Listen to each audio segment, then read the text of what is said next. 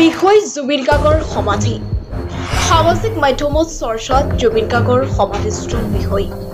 ক'ত বনোৱা হ'ব অসম সন্তান জুবিন গাৰ্গৰ সমাধি সামাজিক মাধ্যমত জুবিন গাৰ্গৰ অনুৰাগীসকলৰ ভিন্ন মতামত পোহৰ হৈছে এতিয়া চৰ্চাত ৰাজ্যৰ দুখন ঠাই যোৰহাট আৰু গুৱাহাটী জুবিন গাৰ্গৰ সমাধিৰ বিষয় সন্দৰ্ভত ৰাজ্য চৰকাৰে এতিয়াও ল'ব পৰা নাই চূড়ান্ত সিদ্ধান্ত পৰৱৰ্তী 24 ঘণ্টাৰ ভিতৰত ৰাজ্য চৰকাৰে ল'ব চূড়ান্ত সিদ্ধান্ত ক'ত বনোৱা হ'ব জুবিন গাৰ্গৰ সমাধি পোহৰ আহিছে ৰাজ্যৰ দুখন ঠাইৰ নাম গুৱাহাটী আৰু যোৰহাট জুবিন গাৰ্গৰ এগৰাকী অনুৰাগী হিচাপে কমেণ্ট কৰি জনাওক আপোনাৰ মতামত আচলতে জুবিন গাৰ্গৰ সমাধিস্থল ক'ত হোৱাটো বিচাৰে আপুনি মুখ্যমন্ত্ৰী ডক্টৰ হিমন্ত বিশ্ব শৰ্মাই জুবিন গাৰ্গৰ সমাধি সম্পৰ্কে কৰে অস্পষ্ট মন্তব্য